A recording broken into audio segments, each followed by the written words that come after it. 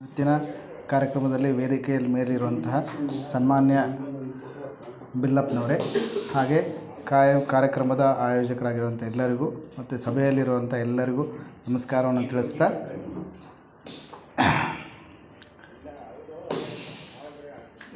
D V ಜಿಯವರ ಒಂದು ಮಂಕುತಿಮ್ಮನ ಕಗ್ಗದ ಮೂಲಕ ನನ್ನ ಮಾತನ್ನು ಪ್ರಾರಂಭ ಮಾಡ್ತೀನಿ.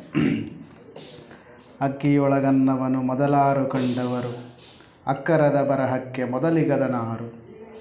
ಲೆಕ್ಕವಿರಿಸಿಲ್ಲ ಜಗ ತನ್ನಾದಿ ಬಂಧುಗಳ, ದಕ್ಕುವುದೇ ಜಸನಿನಗೆ ಮಂಕುತಿಮ್ಮ. ಡಿ ವಿ ಜಿಯವ್ರದ್ದು ಪ್ರತಿ ಒಂದು ಕಗ್ಗನೂ ಒಂದು ಜೀವನದ ಅದ್ಭುತ ಸಾರ.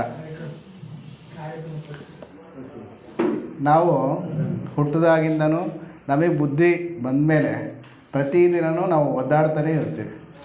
ನಾನೇನೋ ಮಾಡಿ ಇಲ್ಲೇ ಶಾಶ್ವತವಾಗಿ ಉಳ್ಕೊಂಡ್ಬಿಡ್ತೀನಿ, ಸಾಧ್ಯನೇ ಇಲ್ಲ. ಜಾತಸ್ಯ ಮರಣಂ ಧ್ರುವಂ, ಹುಟ್ಟಿದವರೆಲ್ಲರೂ ಸಾಯೋರು. ಹಾಗಾಗಿ ಇರೋಷ್ಟು ದಿನ ನಮ್ಮಿಂದ ಬೇರೆಯವ್ರಿಗೆ ಏನು ಉಪಯೋಗ ಆಗುತ್ತೆ ಮತ್ತು ಸಮಾಜವನ್ನು ಸ್ವಸ್ಥವಾಗಿಡಲಿಕ್ಕೆ ನಮ್ಮ ಕೈಯಲ್ಲಿ ಏನು ಸಹಾಯ ಮಾಡಲಿಕ್ಕಾಗುತ್ತೆ ಅದನ್ನು ಮಾಡ್ಕೊಂಡು ಹೋಗಬೇಕು. ಯಾಕಂದರೆ ಮೊದಲನೇ ನಾವು ಡಿ ವಿ ಜಿಯವರ ಆ ವಾಕ್ಯದಲ್ಲಿರುವಂತೆ ಅಕ್ಕಿಯೊಳಗನ್ನವನ್ನು, ಅಕ್ಕಿಯಿಂದ ಮೊದಲನೇ ಪ್ರಾರಂಭ ಅನ್ನವನ್ನು ಮಾಡಿದವ್ರು ಯಾರು ನಮ್ಗೆ ಗೊತ್ತಿದೆಯಾ? ಇಲ್ಲ. ಅಂಥ ಮಹಾನ್ ಭಾವರ ಹೆಸರುಗಳೇ ನಮಗೆ ಗೊತ್ತಿಲ್ಲದೆ ಇರುವಾಗ ಕ್ಷುಲ್ಲ ಕೆಲಸವನ್ನು ಮಾಡ್ತಿರೋಂಥ ನಮ್ಮ ಹೆಸರುಗಳು ಶಾಶ್ವತವಾಗಿರುತ್ತೆ ಅನ್ನೋದು ಮುಟ್ಟಾಳ್ತನ ಅಷ್ಟೆ. ಹಾಗಾಗಿ ಇರೋಷ್ಟು ದಿನ ನಮ್ಮ ಜೀವನವನ್ನು ಸ್ವಸ್ಥವಾಗಿ ಕಾಪಾಡ್ಕೊಂಡು ಹೋಗಬೇಕು ಅನ್ನೋದಕ್ಕೆ ಆರೋಗ್ಯ ತುಂಬ ಮುಖ್ಯ. ಅದಕ್ಕೆ ಆಯುರ್ವೇದ ಸಹಸ್ರಾರು ವರ್ಷಗಳಿಂದ ಜೀವನವನ್ನು ಸ್ವಸ್ಥವಾಗಿಟ್ಕೊಳ್ಳಿಕ್ಕೆ ಏನು ಮಾಡಬೇಕು ಅನ್ನೋದೇ ಪ್ರಮುಖವಾಗಿರುವಂಥ ಉದ್ದೇಶ. ಆಯುರ್ವೇದದ ಮೊದಲನೇ 2 ಉದ್ದೇಶಗಳನ್ನು ಹೇಳಿದ್ದಾರೆ. ಒಂದು, ಆರೋಗ್ಯವಾಗಿರೋರು ಆರೋಗ್ಯವನ್ನು ಹೇಗೆ ಕಾಪಾಡ್ಕೊಳ್ಳೋದು, ರೋಗ ಬಂದಾಗ ಚಿಕಿತ್ಸೆನೇ ತಗೊಳ್ಳೋದು. ಮೊದಲನೇ ಪ್ರಿಫರೆನ್ಸ್ ಎದಕ್ಕೆ ಕೊಟ್ಟಿದ್ದಾರೆ ಅಂದರೆ ನಿಮ್ಮ ಆರೋಗ್ಯವನ್ನು ಕಾಪಾಡ್ಕೊಳ್ಳೋದು ಹೇಗೆ ಅನ್ನೋದಕ್ಕೆ ಪ್ರಿಫರೆನ್ಸ್ ಕೊಟ್ಟಿರೋದು. ಇವತ್ತು ನಾವು ಈ ಕಾರ್ಯಕ್ರಮದ ಉದ್ದೇಶ ಏನು ಅಂದರೆ, ಹಿರಿಯ ನಾಗರಿಕರಿಗೆ ದಿನದ ಪರವಾಗಿ ಹಿರಿಯ ನಾಗರಿಕರಲ್ಲಿ ಕಂಡುಬರುವಂತಹ ರೋಗಗಳು, ಅದಕ್ಕೆ ಪರಿಹಾರಗಳನ್ನು ಇರುವಂಥ ಉದ್ದೇಶದಿಂದ ಇವತ್ತಿನ ಕಾರ್ಯಕ್ರಮವನ್ನು ನಾವು ಆಯೋಜನೆ ಮಾಡಿದ್ದೀವಿ. ಅದಕ್ಕೆ ಆಯುರ್ವೇದ ಯಾವ ರೀತಿ ನಿಮಗೆ ಪರಿಹಾರ ಆಗಬಹುದು ಅಂತ ಗಮನಿಸೋದಾದರೆ, ಆಯುರ್ವೇದದಲ್ಲಿ 8 ವಿಭಾಗಗಳನ್ನು ಮಾಡಿದ್ದಾರೆ. ಮೊದಲನೇದು ಹುಟ್ಟದಾಗಿಂದ ಹಿಡಿದು ಬಾಲ್ಯಾವಸ್ಥೆಯಿಂದ ಜರಾವಸ್ಥೆ ಅಂತ ಕರಿತೀವಿ. ಅಂದರೆ ವೃದ್ಧಾಪ್ಯದಲ್ಲಿ ಬರುವಂತಹ ಕಾಯಿಲೆಗಳನ್ನು ಯಾವ ರೀತಿ ಚಿಕಿತ್ಸೆಯನ್ನು ಕೊಡಬೇಕು ಅಂತ. ಅದರಲ್ಲೇ ಒಂದು ವಿಭಾಗ ಜರಾ ಚಿಕಿತ್ಸಾ ಅಂತ ಕರಿತೀವಿ. ಜರ ಅಂದರೆ ಮುಪ್ಪು, ವಯಸ್ಸಾದ ಮೇಲೆ ಬರುವಂತಹ ಕಾಯಿಲೆಗಳನ್ನು, ಆ ಬರುವಂಥ ಕಾಯಿಲೆಗಳಿಗೆ ಚಿಕಿತ್ಸೆ, ಅದಕ್ಕೆ ರಸಾಯನ ಚಿಕಿತ್ಸೆ ಅಂತಲೂ ಕರೀತಾರೆ. 2 ಹೆಸರುಗಳಿದೆ ಇದರಲ್ಲಿ. ಒಂದು, ಮುಪ್ಪು ಆದಮೇಲೆ ನಾವು ಚಿಕಿತ್ಸೆಯನ್ನು ತಗೊಳ್ಳೋದು. ಇನ್ನೊಂದು, ಮುಪ್ಪು ಬರೋಕ್ಕಿಂತ ಮುಂಚೆನೇ ಅದನ್ನು ಮುಂದೆ, ಇನ್ನು ಮುಪ್ಪನ್ನು ಮುಂದೆ ದಬ್ಬಲಿಕ್ಕೆ ಬೇಕಾಗಿರುವಂಥ ಚಿಕಿತ್ಸೆಯನ್ನು ಮಧ್ಯಾವಸ್ಥೆಯಲ್ಲೇ ತಗೊಳ್ಳುವಂಥ ವ್ಯವಸ್ಥೆ ಇದೆ. ಈಗ ಮುಪ್ಪು ಬಂದಮೇಲೆ ಕೆಲವೊಂದು ಔಷಧಿಗಳು ಕೆಲಸ ಮಾಡಲ್ಲ. ಹಾಗಾಗಿ ಮಧ್ಯ ವಯಸ್ಸಲ್ಲೇ ಕೆಲವೊಂದು ಚಿಕಿತ್ಸೆಯನ್ನು ತಗೊಂಡ್ರೆ ನಿಮ್ಮ ಮುಪ್ಪಿನಲ್ಲಿ ಬರುವಂಥ ಅನೇಕ ಸಮಸ್ಯೆಗಳನ್ನು ತಡೆಗಟ್ಬೋದು. ಆ ರೀತಿ 2 ವ್ಯವಸ್ಥೆಯನ್ನು ಆಯುರ್ವೇದದಲ್ಲಿ ಮಾಡಿದೆ. ಅದಕ್ಕೆ ರಸಾಯನ ಚಿಕಿತ್ಸೆ ಅಂತ ಕರೀತಾರೆ. ಆಮೇಲೆ ನಮ್ಮ ದೇಹ ಸಹಜವಾಗಿ ಬೆಳವಣಿಗೆ ಆಗ್ತಾ ಮೊದಲನೇದು ಬಾಲ್ಯಾವಸ್ಥೆಯಲ್ಲಿ 3 ದೋಷಗಳನ್ನು ಹೇಳಿದ್ದಾರೆ ಆಯುರ್ವೇದದಲ್ಲಿ. ಒಂದು ವಾತ, ಪಿತ್ತ ಮತ್ತು ಕಫ ಅಂತ. ಈ ಬಾಲ್ಯಾವಸ್ಥೆಯಲ್ಲಿ ದೇಹದಲ್ಲಿ ಕಫದ ಅಂಶ ಜಾಸ್ತಿ ಇರುತ್ತೆ, ಮಧ್ಯಮಾವಸ್ಥೆಯಲ್ಲಿ ಪಿತ್ತದ ಅಂಶ ಜಾಸ್ತಿ ಆಗಿರುತ್ತೆ, ವೃದ್ಧಾಪ್ಯದಲ್ಲಿ ವಾತದ ಅಂಶ ಜಾಸ್ತಿ ಆಗುತ್ತೆ. ಹಾಗಾಗಿ ಆಯಾ ಏಜ್ಗಳಲ್ಲಿ ಸಹಜವಾಗಿ ಆ ದೋಷದಿಂದ ಬರುವಂತಹ ಕಾಯಿಲೆಗಳು ಪ್ರಮುಖವಾಗಿ ಕಂಡುಬರುತ್ತೆ. ಬಾಲ್ಯಾವಸ್ಥೆಯಲ್ಲಿ ಬೆಳವಣಿಗೆಗೆ ಸಂಬಂಧಪಟ್ಟಂಗೆ ಕಫ ಬೇಕಾಗುತ್ತೆ, ಅದಕ್ಕೆ ಸ್ಥಿರತ್ವ ಕೊಡುತ್ತೆ, ದೇಹಕ್ಕೆ ಒಂದು ಸ್ಟೆಬಿಲಿಟಿಯನ್ನು ಕೊಡುತ್ತೆ. ಹಾಗಾಗಿ ಕಫದ ಅಂಶ ಜಾಸ್ತಿ ಇರುತ್ತೆ. ಮಧ್ಯಮಾವಸ್ಥೆಯಲ್ಲಿ ಮೇಂಟೈನೆನ್ಸ್, ನಿಮ್ಮ ದೇಹವನ್ನು ಮೇಂಟೈನ್ ಮಾಡಲಿಕ್ಕೆ ಏನು ಬೇಕೋ ಅದು ಮೆಟಬಾಲಿಸಮ್ ಅಂತ ಕರಿತೀವಿ. ಅದಕ್ಕೆ ಪ್ರಮುಖವಾಗಿ ಪಿತ್ತ ಕಾರಣ ಆಗಿರುತ್ತೆ, ಪಿತ್ತ ಪ್ರಮುಖವಾಗಿ ಮಾಡುತ್ತೆ. ಹಾಗಾಗಿ ಮಧ್ಯಮಾವಸ್ಥೆಯಲ್ಲಿ ಸಹಜವಾಗಿ ನಾವು ಏನು ಮಾಡಬೇಕು ಅಂತಂದರೂ, ವ್ಯಾಪಾರ ಇರ್ಬೋದು, ಉದ್ಯೋಗ ಇರ್ಬೋದು, ಇನ್ನೊಂದೇನೋ ಮಾಡಬೇಕು ಅಂದರೂ ನಿಮಗೆ ದೇಹ ಸಹಕರಿಸುತ್ತೆ. ಮತ್ತು ಅಗ್ರೆಸಿವ್ ಆಗಿ ಥಿಂಕ್ ಮಾಡಲಿಕ್ಕೆ ದೇಹ ಸಹಕರಿಸುತ್ತೆ. ಯಾಕಂದರೆ ಪಿತ್ತ ಜಾಸ್ತಿ ಇರುತ್ತೆ. ಹಾಗಾಗಿ ಸಹಜವಾಗಿ ಬೇರೆ ಯಾರ ಮಾತುಗಳನ್ನು ನಾವು ಕೇಳಲ್ಲ. ನಮಗೇನು ಬೇಕೋ ಅದನ್ನು ಮಾಡುವಂತಹ ಸ್ಥೈರ್ಯ ಇರುತ್ತೆ, ಛಲ ಇರುತ್ತೆ, ದೇಹ ಸಪೋರ್ಟ್ ಮಾಡುತ್ತೆ. ಯಾಕೆ? ಪಿತ್ತದ ಸ್ವಭಾವ ಅದು. ಹಾಗೆ ವಯಸ್ಸಾಗ್ತಾ ವಾತದ ಪ್ರಭಾವ ಜಾಸ್ತಿ ಆದಾಗ ವಾತದಿಂದ ಕ್ಷಯ ಆಗುತ್ತೆ ಅಂತ, ದೇಹದಲ್ಲಿರುವಂಥ ಎಲ್ಲ ಅಂಶಗಳು ಕ್ಷೀಣಿಸ್ತಾ ಹೋಗುತ್ತೆ. ನಿಮ್ಮಲ್ಲೇನು ಬಲ ಇರುತ್ತೆ, ಶಕ್ತಿ ಇರುತ್ತೆ, ಅದು ನಿಮಗೆ ವಾತದ ಕಾರಣದಿಂದ ಕ್ಷೀಣ ಆಗುತ್ತೆ. ಹಾಗಾಗಿ ವಿಶೇಷವಾಗಿ ವೃದ್ಧಾಪ್ಯದಲ್ಲಿ ವಾತ ಸಂಬಂಧಿ ಕಾಯಿಲೆಗಳೇ ಬರುತ್ತೆ. ಅದನ್ನು ನಾವು ಗಮನಿಸೋದಾದರೆ ಸುಮಾರು 80 ರೀತಿಯ ಕಾಯಿಲೆಗಳನ್ನು ವಾತಕ್ಕೆ ಸಂಬಂಧಪಟ್ಟಿರುವಂಥದ್ದು ಆಯುರ್ವೇದದಲ್ಲಿ ಹೇಳಿದ್ದಾರೆ. ಪ್ರಮುಖವಾಗಿ ನಾವು ಈಗ ಸಹಜವಾಗಿ ಇವತ್ತಿನ ಕ್ಯಾಂಪ್ ಇರ್ಬೋದು, ಆನಂತರ ನಾವು ನೋಡ್ತಾ ಇರೋಂಥ ಸದ್ಯದ ಪರಿಸ್ಥಿತಿಯ ಎಲ್ಲ ಅವಲೋಕನವನ್ನು ಮಾಡಿದಾಗ ಸಹಜವಾಗಿ ಕಾಣುವಂಥ ವ್ಯಾಧಿಗಳು ಯಾವುದು, ರೋಗಗಳು ಯಾವುದು ಅಂತ ಗಮನಿಸಿದಾಗ ಮೊದಲನೇದು ನಿಮ್ಮ ಜಾಯಿಂಟಿಗೆ ಸಂಬಂಧಪಟ್ಟಿರೋಂಥ ಮೂಳೆಗಳಿಗೆ ಮತ್ತು ಸಂಧಿಗಳಿಗೆ ಸಂಬಂಧಪಟ್ಟಿರೋಂಥ ಕಾಯಿಲೆಗಳನ್ನು ಪ್ರಮುಖವಾಗಿ ಕಾಣಿಸ್ತಾ ಇದೆ. ಅಂದರೆ ಅದಕ್ಕೆ ಸಂಧಿವಾತ ಇರ್ಬೋದು, ಇಲ್ಲಾಂದರೆ ಆಮವಾತ, ಆರ್ಥ್ರೈಟಿಸ್ ಅಂತ ಕರಿತೀವಿ, ರೊಮ್ಯಾಟಾಯ್ಡ್ ಆರ್ಥ್ರೈಟಿಸ್ ಮತ್ತು ಆಸ್ಟಿಯೋ ಆರ್ಥ್ರೈಟಿಸ್, 2 ರೀತಿಯ ಪ್ರಮುಖವಾಗಿರುವಂಥ ಮೂಳೆಗೆ ಸಂಬಂಧಪಟ್ಟ ಕಾಯಿಲೆಗಳನ್ನು ನಾವು ನೋಡ್ತೀವಿ. ಆಮೇಲೆ ಲೈಫ್ ಸ್ಟೈಲ್ ಡಿಸಾರ್ಡರ್ಸ್ ಅಂತ ಕರಿತೀವಿ, ಜೀವನ ಶೈಲಿಯಿಂದ ಬಂದಿರುವಂಥ ಕಾಯಿಲೆಗಳು ಯಾವ್ಯಾವುದು ಅಂತ ನೋಡೋದಾದರೆ ಒಂದು ಡಯಾಬಿಟಿಸ್, ಅಂದರೆ ಸಹಜವಾಗಿ ವ್ಯಾಪಕವಾಗಿ ನಮ್ಮ ದೇಶದಲ್ಲಿ ವಿಶೇಷವಾಗಿ ಒಂದು ತುಂಬ ಶೀಘ್ರವಾಗಿ ಹರಡ್ತಾ ಇರುವಂಥ, ಹೆಚ್ಚಾಗಿ ಕಾಣಿಸ್ತಾ ಇರೋವಂಥದ್ದು ಶುಗರಿಗೆ ಸಂಬಂಧಪಟ್ಟಿರುವಂಥ ಕಾಯಿಲೆ, ಮೆಟಬಾಲಿಕ್ ಡಿಸಾರ್ಡರ್ ಅಂತ ಕರಿತೀವಿ. ಅದು ನಮ್ಮ ಲೈಫ್ ಸ್ಟೈಲಿಂದ ಬಂದಿರುವಂಥ ಕಾಯಿಲೆ. ಆಮೇಲೆ ಇನ್ನೊಂದು ಅಧಿಕ ರಕ್ತದ ಒತ್ತಡ, BP, ಇದು ಪ್ರಮುಖವಾಗಿ ಕಾಣ್ತಾ ಇದೆ. ಆಮೇಲೆ ವಾತಾವರಣದಲ್ಲಿರುವಂಥ ವ್ಯತ್ಯಾಸದಿಂದ ಗಾಳಿ ಮತ್ತು ನೀವು ಕುಡಿಯೋಂಥ ನೀರು, ಈ ವ್ಯತ್ಯಾಸಗಳಿಂದ ಆಗಿರುವಂಥದ್ದು ಇನ್ನೊಂದು ಪ್ರಮುಖವಾಗಿರುವಂಥದ್ದು ಶ್ವಾಸಕ್ಕೆ ಸಂಬಂಧಪಟ್ಟಿರುವಂಥದ್ದು, ಉಸಿರಾಟಕ್ಕೆ ಸಂಬಂಧಪಟ್ಟಿರುವಂತಹ ಅಸ್ತಮ ಕಾಯಿಲೆಯನ್ನು ಪ್ರಮುಖವಾಗಿ ನಾವು ನೋಡ್ತಾ ಇದ್ದೀವಿ. ಆಮೇಲೆ ಇನ್ನೊಂದು ಇವತ್ತಿನ ಸಾವಿಗೆ ಕಾರಣ ಆಗ್ತಿರೋದು ಒಂದು TB, ಹೆಚ್ಚು ಸಂಖ್ಯೆಯಲ್ಲಿ ಸಾಯ್ತಾ ಇರೋದು, ಇನ್ನೊಂದು ಕ್ಯಾನ್ಸರ್. ಇವತ್ತಿನ ಮಾರ್ಟಾಲಿಟಿ ರೇಟ್, ಡೆತ್ ರೇಟ್ ಜಾಸ್ತಿ ಇರುವಂಥದ್ದು ನಮ್ಮ ದೇಶದಲ್ಲಿ ವಿಶೇಷವಾಗಿ TBಯಿಂದ ಸಾಯ್ತಾ ಇರೋರು ಜಾಸ್ತಿ. ಆನಂತರ ಇನ್ನೊಂದು ಈ ಕ್ಯಾನ್ಸರ್, ವ್ಯಾಪಕವಾಗಿ ಕ್ಯಾನ್ಸರ್ ಹರಡ್ತಾ ಇದೆ, ಕ್ಯಾನ್ಸರಿಂದ ಸಾಯ್ತಾ ಇರೋದು ನೋಡ್ತಾ ಇದೆ. ಇದಿಷ್ಟು ಪ್ರಮುಖವಾಗಿ ಕಂಡುಬರುವಂತಹ ಕಾಯಿಲೆಗಳು. ಆಮೇಲೆ ಅಂದರೆ ಪ್ರಮುಖವಾಗಿ ಗಂಡು ಮಕ್ಕಳಲ್ಲಿ ಕಾಣ್ಬರ್ತಾ ಇರೋದು ಪ್ರೋಸ್ಟೇಟ್ ಕ್ಯಾನ್ಸರ್ ಅಥವಾ ಪ್ರೋಸ್ಟೇಟಿಗೆ ಸಂಬಂಧಪಟ್ಟಿರೋಂಥ, ಅದು ದೊಡ್ಡದಾಗಿ ಮೂತ್ರಕ್ಕೆ ಸಂಬಂಧಪಟ್ಟಿರೋಂಥ ಸಮಸ್ಯೆಗಳನ್ನು ನಾವು ವ್ಯಾಪಕವಾಗಿ ಕಾಣ್ತಾ ಇದ್ದೀವಿ. ಮತ್ತು ಹೆಣ್ಣು ಮಕ್ಕಳಲ್ಲಿ ಸರ್ವೈಕಲ್ ಕ್ಯಾನ್ಸರ್, ಅಂದರೆ ಯೋನಿ ಮಾರ್ಗದಲ್ಲಿ ಆಗುವಂಥ ಕ್ಯಾನ್ಸರನ್ನು ವಿಶೇಷವಾಗಿ ಜಾಸ್ತಿ, ಮತ್ತು ಬ್ರೆಸ್ಟ್ ಕ್ಯಾನ್ಸರ್, ಎರಡನ್ನು ತುಂಬ ವಿಶೇಷವಾಗಿ ನಾವು ಹೆಚ್ಚಿನ ಸಂಖ್ಯೆಯಲ್ಲಿ ನೋಡ್ತಾ ಇದ್ದೀವಿ. ಇದಕ್ಕೆಲ್ಲ ಪ್ರತಿಯೊಂದಕ್ಕೂ ಅದರದೇ ಆದಂತಹ ವ್ಯಾಪಕವಾದ ಚಿಕಿತ್ಸಾ ಪದ್ಧತಿಗಳಿದ್ದಾವೆ. ಆದರೆ ಇದನ್ನು ನಾವು ಆ ಲೆವೆಲಲ್ಲಿ ಅದನ್ನು ಟ್ರೀಟ್ಮೆಂಟ್ ಮಾಡ್ಕೋಬೇಕಾಗತ್ತೆ. ಇವತ್ತು ನಾನು ಅದಕ್ಕೆ ಸ್ಪೆಸಿಫಿಕ್ಕಾಗಿ ಟ್ರೀಟ್ಮೆಂಟ್ ಏನು ಹೇಳೋಕ್ಕಾಗಲ್ಲ. ಆದರೆ ಜನರಲ್ಲಾಗಿ ನಾವು ಯಾವ ರೀತಿ ಅದನ್ನು ತಡೆಗಟ್ಕೊಳ್ಬೋದು, ಅದನ್ನು ಮೇಂಟೈನ್ ಯಾವ ರೀತಿ ಮಾಡ್ಕೋಬೋದು, ಅದ್ರ ಜೊತೆಗೆ ಸಾಧ್ಯ ಆಗಿರುವಷ್ಟು ಆರೋಗ್ಯವನ್ನು ಹೇಗೆ ಕಾಪಾಡ್ಕೋಬೋದು ಅನ್ನೋ ಕೆಲವೊಂದು ನಿಯಮಗಳನ್ನು, ಕೆಲವು ಪದ್ಧತಿಗಳನ್ನು ಅಳವಡಿಸ್ಕೊಳ್ಳೋದ್ರ ಮೂಲಕ ನಾವು ಒಂದು ಸುಸ್ಥಿರವಾಗಿರುವಂತಹ ಸ್ವಾಸ್ಥ್ಯವನ್ನು ಕಾಪಾಡ್ಕೊಳ್ಬೋದು. ಅದ್ರ ಬಗ್ಗೆ ಆಯುರ್ವೇದದಲ್ಲಿ ಒಂದು ಬೇಸಿಕ್ ಸಿದ್ಧಾಂತ ಇದೆ. 3 ಪ್ರಮುಖವಾಗಿ ಗಮನಿಸ್ಕೋಬೇಕಂತೆ. ಒಂದು ಆಹಾರ, ನಿದ್ರೆ ಮತ್ತು ಬ್ರಹ್ಮಚರ್ಯ ಅಂತ ಕರೀತಾರೆ. ಇದು ಎಲ್ಲ ಮನುಷ್ಯರಿಗೂ ಬೇಕಾಗಿರುವಂಥ ಅಂಶಗಳು. ಆಹಾರ ಇಲ್ಲದೇ ಇದ್ದರೆ ಗಾಡಿ ನಡೆಯಲ್ಲ, ನಿದ್ರೆ ಮಾಡದೆ ಹೋದರೆ ನೆಕ್ಸ್ಟ್ ದಿನಕ್ಕೆ ನಾವು ಸಹಜವಾದ ಪ್ರಕ್ರಿಯೆಯನ್ನು ಮಾಡಲಿಕ್ಕಾಗಲ್ಲ. ಮತ್ತು ಮುಂದಿನ ಜನ್ರೇಷನ್ನ ಮತ್ತು ನಾವು ಪ್ರೊಡ್ಯೂಸ್ ಮಾಡಲಿಕ್ಕೆ ಬ್ರಹ್ಮಚರ್ಯ ಕೂಡ ಅವಶ್ಯಕತೆ ಇರುತ್ತೆ. ಈ 3 ನಾವು ಸರಿಯಾಗಿ ಅಳವಡಿಸ್ಕೊಂಡ್ರೆ ಮುಂದೆ ಬರುವಂಥ ಅನೇಕ ಕಾಯಿಲೆಗಳನ್ನು ಬಂದಿರೋದನ್ನು ನಾವು ಸುಸ್ಥಿರವಾಗಿ ಇಟ್ಕೊಳ್ಬೋದು. ಹಾಗಾಗಿ ಆರೋಗ್ಯದ ಕೆಲವೊಂದು ಆಹಾರದ ನಿಯಮಗಳನ್ನು ಇವತ್ತು ನಾವು ಸಂಕ್ಷಿಪ್ತವಾಗಿ ಹೇಳೋ ಕೆಲಸ ಮಾಡ್ತೀವಿ.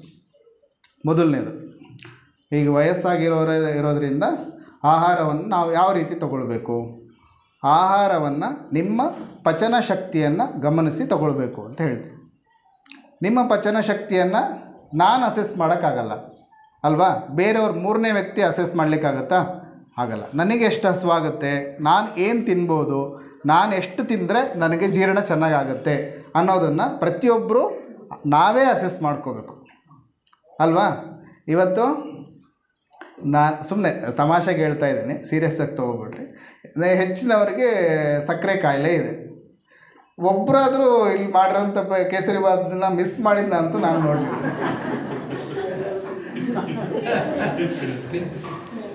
ಎಲ್ರಿಗೂ ಗೊತ್ತು ಇದು ತಿಂದರೆ ಸಕ್ಕರೆ ಸ್ವಲ್ಪ ಜಾಸ್ತಿ ಆಗುತ್ತೆ, ಮತ್ತು ಇವತ್ತು ಶುಗರ್ ಬೇರೆ ಚೆಕ್ ಮಾಡ್ತಾರೆ ಅಂತ ಹೇಳಿದ್ದಾರೆ ಅಂತ ಅವಾಯ್ಡ್ ಮಾಡ್ತಾರೆ ಅಂತ ನೋಡ್ತಾ ಇದ್ದೆ ನಾನು. ಏನಿಲ್ಲ, ತಮಾಷೆಗೆ ಹೇಳಿದ್ದು.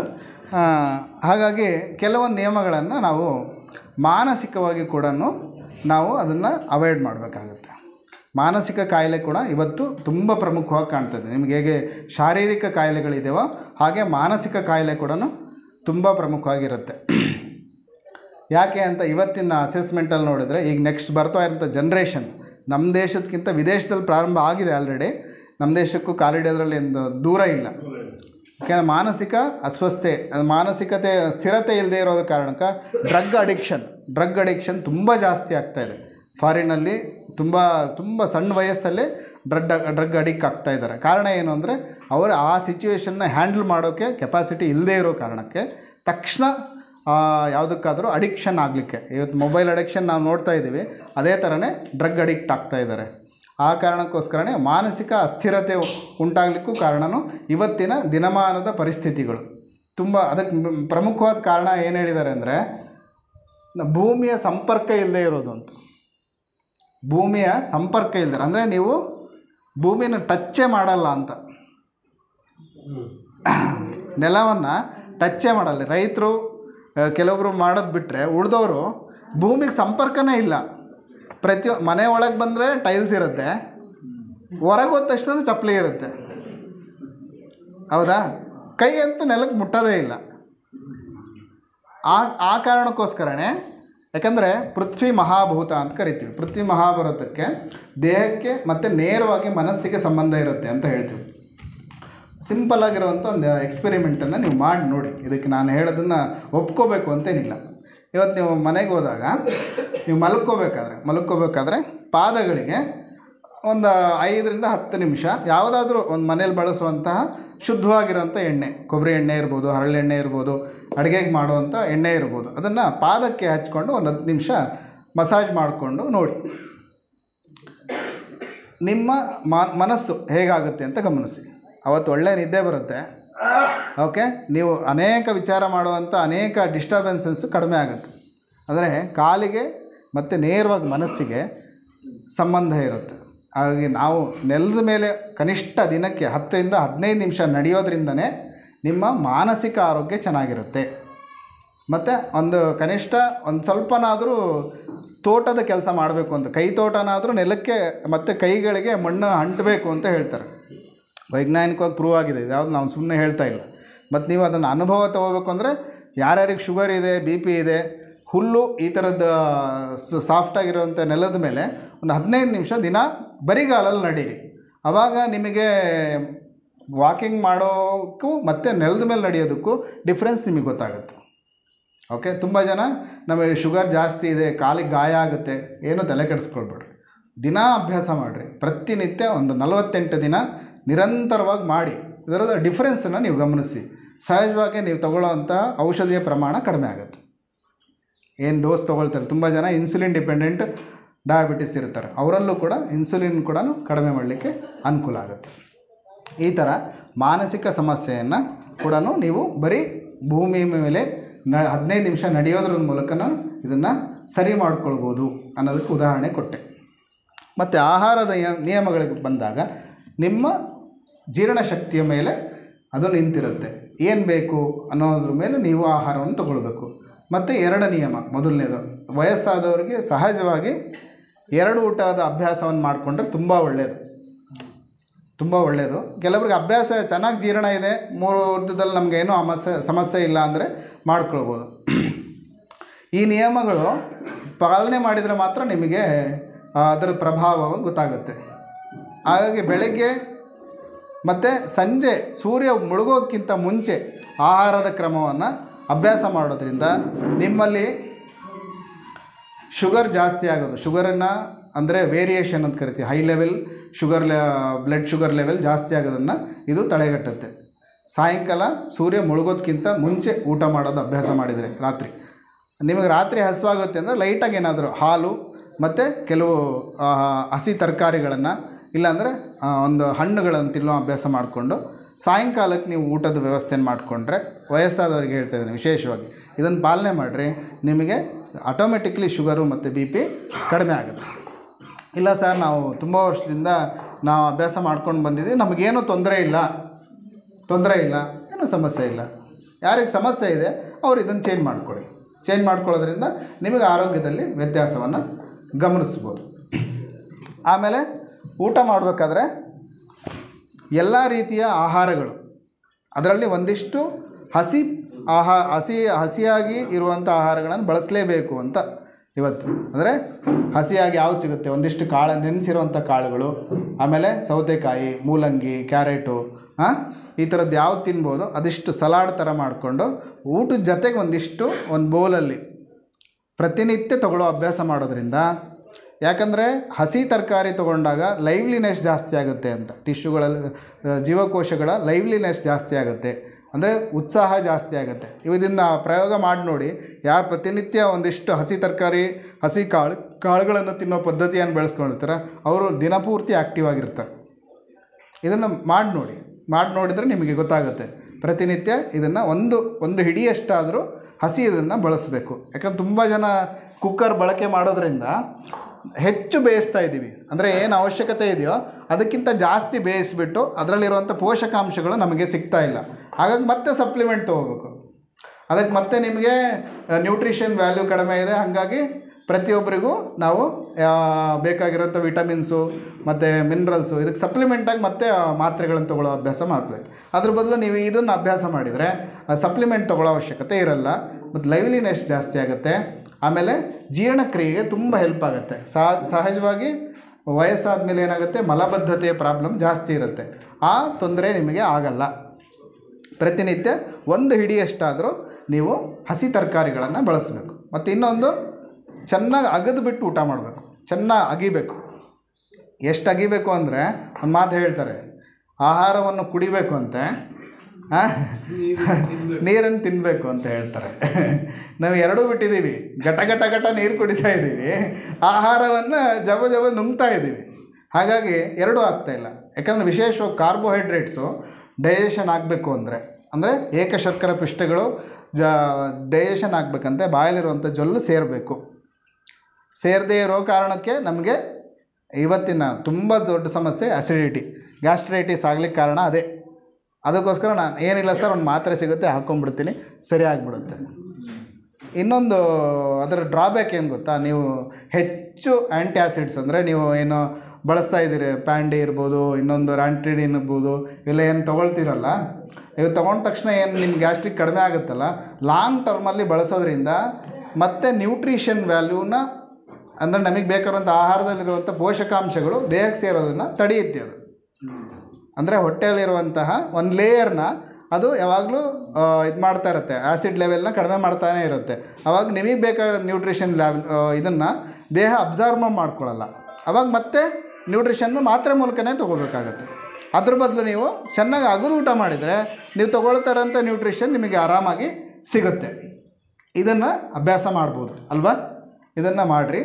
ಆಮೇಲೆ ಪ್ರತಿನಿತ್ಯ 2 ಗ್ಲಾಸ್ ಬೆಚ್ಚಗಿರೋಂಥ ನೀರನ್ನು ಬೆಳಿಗ್ಗೆ ಎದ್ದ ತಕ್ಷಣ ಕುಡಿಯುವಂಥ ಅಭ್ಯಾಸವನ್ನು ಮಾಡಬೇಕು. ಅದನ್ನು ಕೂಡ ನಿಧಾನಕ್ಕೆ ಕೂತ್ಕೊಂಡು ಕಚ್ಚಿ ಕುಡಿದು, ನಿಧಾನಕ್ಕೆ ಸಿಪ್ ಬೈ ಸಿಪ್ ಅಂತ ಕರಿತೀವಿ. ನಿಧಾನಕ್ಕೆ ಯಾವ ರೀತಿ ಟೀ ಕುಡಿತೀರಲ್ಲ ಅದೇ ಥರ ಕುಡಿಬೇಕು ಅಂತ. ಅಂದರೆ ಬಾಯಲ್ಲಿರೋಂಥ ಜೊಲ್ಲು ಸೇರಿಸ್ತಾ ನೀರನ್ನು ಕುಡಿಬೇಕು. ಯಾಕಂದರೆ ಬಾಯಲ್ಲಿ ಇರುವಂಥ ಜೊಲ್ಲು ಅದನ್ನು ಆಲ್ಕಲಿ ಅಂತ ಕರಿತೀವಿ, ಕ್ಷಾರ ಅಂತ ಕರಿತೀವಿ. ಹೊಟ್ಟೆಯೊಳಗೆ ಆ್ಯಸಿಡ್ಸ್ ಇರುತ್ತೆ. ಆ್ಯಸಿಡ್ಡು ಮತ್ತು ಕ್ಷಾರ ಎರಡೂ ಸೇರಿದಾಗ ನ್ಯೂಟ್ರಲ್ ಆಗುತ್ತೆ. ಆವಾಗ ನಿಮಗೆ ದೇಹದಲ್ಲಿ ಯಾವುದೇ ರೀತಿಯ ಆಸಿಡ್ ಅಂಶ ಜಾಸ್ತಿ ಆಗಲ್ಲ. ಅದಕ್ಕೆ ಈಗೆಲ್ಲ ನಾವು ಕೇಳ್ತಾ ಇದ್ದೀವಲ್ಲ, ಆಲ್ಕಲೈನ್ ವಾಟ್ರ್ ಕುಡೀರಿ ಅಂತ. ಈ ಅವಶ್ಯಕತೆನೇ ಇಲ್ಲ. ನಿಮಗೆ ಆಲ್ರೆಡಿ ದೇಹ ಕೊಟ್ಬಿಟ್ಟಿದೆ, ಅದನ್ನು ಬಳಸ್ಕೊಳ್ಳೋದು ಗೊತ್ತಾಗಬೇಕು ಅಷ್ಟೇ. ಬಳಸ್ಕೊಂಡ್ರೆ ನಿಮಗೆ ಆಟೋಮೆಟಿಕ್ಲಿ ಅದರಿಂದ ಏನು ಆಸಿಡ್ ಜಾಸ್ತಿ ಆಗಿದ್ದರಿಂದ ನಿಮಗೆ ದೇಹದಲ್ಲಿ ಒಂದು ಜೀವಕೋಶಗಳು ಸಾಯ್ಲಿಕ್ಕೆ ಶುರು ಆಗುತ್ತೆ. ಅದು ನಿಮಗೆ ಹೆಚ್ಚು ಬಳಕೆ ಆಗುತ್ತೆ. ಏನು ಚೇಂಜಸ್ ಏನು ಮಾಡಿದ್ರಿ? ಬೆಳಗ್ಗೆ ಎದ್ದ ತಕ್ಷಣ ಶುದ್ಧವಾಗಿರೋಂಥ 2 ಗ್ಲಾಸ್ ನೀರನ್ನು ಆರಾಮಾಗಿ ಕೂತ್ಕೊಂಡು ಟೀ ಥರ ಕುಡಿದ್ರಿ. ಇಷ್ಟೇ ನೀವು ಮಾಡಿರೋದು. ಇಷ್ಟು ಮಾಡೋದ್ರಿಂದ ಆಟೋಮೆಟಿಕ್ಲಿ ನಿಮಗೆ ಆಲ್ಕಲೈನ್ ವಾಟರ್ ಸಿಗುತ್ತೆ ಮತ್ತು ನಿಮಗೆ ಆರೋಗ್ಯನೂ ಚೆನ್ನಾಗಿರುತ್ತೆ, ಕಾನ್ಸ್ಟಿಪೇಷನ್ ಕಡಿಮೆ ಆಗುತ್ತೆ, ಹೊಟ್ಟೆ ಸಂಬಂಧಿ ತೊಂದರೆಗಳು ನಿವಾರಣೆ ಆಗುತ್ತೆ. ಇದನ್ನು ಬರೀ ನೀರಲ್ಲಿರುವಂಥ ಅಂಶಗಳನ್ನು ಬದಲಾವಣೆ ಮಾಡ್ಕೊಳ್ಳೋದ್ರಿಂದ ಆಗುತ್ತೆ. ಆಹಾರದನ್ನು 2 ಊಟನ ನೀವು ಅಭ್ಯಾಸ ಮಾಡಿಕೊಡ್ರಿ. 3 ಊಟ ಮಾಡೋರಿದ್ದರೆ ಮಾಡಿ, ನಿಮ್ಮ ಡೈಜೆಷನಿಗೆ ಬಿಟ್ಟಿರೋವಂಥದ್ದು. ಸಾಯಂಕಾಲ ಊಟ ಮಾಡೋದು ಅಭ್ಯಾಸ ಮಾಡಿಕೊಂಡ್ರೆ ಇನ್ನೂ ಒಳ್ಳೆಯದು. ರಾತ್ರಿಗಿಂತ ಸಾಯಂಕಾಲ ಸೂರ್ಯ ಮುಳುಗಿಂತ ಮುಂಚೆ ಊಟ ಮಾಡೋದು ತುಂಬ ಒಳ್ಳೆಯದು. ಆಮೇಲೆ ರಾತ್ರಿ ಟೈಮು ಯಾವಾಗಲೂ ಆಹಾರದ ಪ್ರಮಾಣವನ್ನು ಕಡಿಮೆ ಮಾಡ್ಕೊಳ್ಳಿ. ಬೆಳಗಿನ ಟೈಮು ಹೆಚ್ಚು ಆಹಾರವನ್ನು ಊಟ ಮಾಡುವಂಥ ಅಭ್ಯಾಸವನ್ನು ಮಾಡ್ಕೊಳ್ಳೋದ್ರಿಂದ ನಿಮಗೆ ಹೆಚ್ಚು ಅನುಕೂಲ ಆಗುತ್ತೆ, ಹೆಚ್ಚು ನ್ಯೂಟ್ರಿಷನ್ ಸಿಗಲಿಕ್ಕೆ ಸಹಕಾರಿಯಾಗಿರುತ್ತೆ. ಆಮೇಲೆ ನೀವು ಊಟ ಮಾಡಬೇಕಾದ್ರೆ ಘನ ಪದಾರ್ಥಗಳು ನೀವು ತಗೊಳ್ಳೋ ಕ್ವಾಂಟಿಟಿಯ ಅರ್ಧ ಭಾಗದಲ್ಲಿ ಇರಬೇಕು. ನೀವೆಷ್ಟು ಊಟ ಮಾಡ್ತೀರೋ ಅಷ್ಟಕ್ಕಿಂತ ಅರ್ಧದಲ್ಲಿ ಘನ ಪದಾರ್ಥಗಳಿರಬೇಕು. ಅಂದರೆ ರೊಟ್ಟಿ ಇರ್ಬೋದು, ಮುದ್ದೆ ಇರ್ಬೋದು, ಅನ್ನ ಇರ್ಬೋದು, ಇವೆಲ್ಲ ನಿಮ್ಮ ಅರ್ಧ ಭಾಗ ಘನ ಪದಾರ್ಥಗಳಿರ್ಬೋದು. ಮತ್ತು ಸಾರು, ಸಾಂಬಾರು, ಮಜ್ಜಿಗೆ, ಹುಳಿ ಇತ್ಯಾದಿ ನೀರಿನ ಅಂಶ ಇರುವಂಥದ್ದು 1/4 ಭಾಗ ಇರಬೇಕು. ಇನ್ನೂ 1/4 ಭಾಗ ಡೈಜೆಷನ್ ಆಗಲಿಕ್ಕೆ ಖಾಲಿ ಜಾಗ ಬಿಡಬೇಕು. ಹೊಟ್ಟೆ ಒಂದು ಚೀಲ, ಹೊಟ್ಟೆ ಜಠರ ಅನ್ನೋದು ಚೀಲ. ಅದು ಡೈಜೆಷನ್ ಮಾಡಬೇಕಾದ್ರೆ ಒಂದು ಆಕುಂಚನ ಮತ್ತು ಪ್ರಸರಣ, ಅಂದರೆ ಅದು ಸ್ಟ್ರಂಕ್ ಆಗುತ್ತೆ ಮತ್ತು ರಿಲ್ಯಾಕ್ಸ್ ಆಗುತ್ತೆ. ಅವಾಗ ಮಾತ್ರ ಜೀರ್ಣ ಆಗಲಿಕ್ಕೆ ಹೆಲ್ಪ್ ಆಗುತ್ತೆ. ಅದಕ್ಕೆ ಬರುವಂಥ ಆಸಿಡ್ಗಳನ್ನು ಚೆನ್ನಾಗಿ ಮಿಕ್ಸ್ ಮಾಡ್ತಾ ಅದು ಡೈಜೆಷನ್ ಮಾಡ್ತಾ ಹೋಗುತ್ತೆ. ಅಂದರೆ ನಾವು ತೊಗೊಳ್ಳೋಂಥ ಘನ ಪದಾರ್ಥಗಳು ನಿಧಾನವಾಗಿ ಕರಗುತ್ತೆ. HCl ಅಂತ ಕರಿತೀವಿ, ಅಲ್ಲಿರುವಂಥ ಆಸಿಡ್ಡಿಂದ ಅದು ಕರಗುತ್ತೆ. ಅದಕ್ಕೆ ಯಾವಾಗಲೂ ಹಿಂಗೆ ಆಕುಂಚನ ಪ್ರಸರಣ ಮಾಡಬೇಕಂದ್ರೆ ಜಾಗ ಇರಬೇಕು ತಾನೆ. ನೀವು ಫುಲ್ ತುಂಬಿದರೆ ಒಂದು ಚೀಲ ಇದೆ, ಅದ್ರ ಪೂರ್ತಿ ತುಂಬಿಟ್ರಿ, ಅವಾಗ ಅದನ್ನು ಅಲ್ಲಾಡ್ಸೋಕ್ಕಾದ್ರೂ ಆಗುತ್ತಾ? ಎಷ್ಟೋ ಸತಿ ನಮ್ಮ ಜಿಪ್ಪೆ ಹರಿದೋಗಿರುತ್ತೆ. ನಮಗೆ ಗೊತ್ತಿರುತ್ತೆ ಆ ಬ್ಯಾಗಿನ ಕೆಪಾಸಿಟಿ ಎಷ್ಟು ಅಂತ, ಆದರೂ ಒಂದು ಜೊತೆ ಜಾಸ್ತಿ ತುರುಕ್ತೀವಿ, ಮತ್ತು ಅದಕ್ಕೆ ಕಷ್ಟಪಟ್ಟು ಜಿಪ್ ಹಾಕ್ತಿರ್ತೀವಿ. ಅದೇ ಕೆಲಸ ನಮ್ಮ ಹೊಟ್ಟೆಗೂ ನಾವು ಮಾಡ್ತೀವಿ. ಅದನ್ನು ಮಾಡಬಾರ್ದು ಅಂತ. ಅದು ಮಾಡೋದ್ರಿಂದ ನಿಮಗೆ ಅದಕ್ಕೆ ಚೆನ್ನಾಗಿ ಜೀರ್ಣ ಆಗಲಿಕ್ಕೆ ಆಗಲ್ಲ. ಅದಕ್ಕೋಸ್ಕರ ನಿಮ್ಮ ಆಹಾರದ ಕೆಪಾಸಿಟಿಗಿಂತ ಕಡಿಮೆ ಊಟ ಮಾಡಿರಿ. ಆಕಂಠ ಅಂತ ಕರಿತೀವಿ, ತುಂಬ ಇಲ್ಲಿ ಕಂಠ ತನಕ ಬರೋ ತನಕ ತಿನ್ನೋಕ್ಕೆ ಹೋಗಬಾರ್ದು.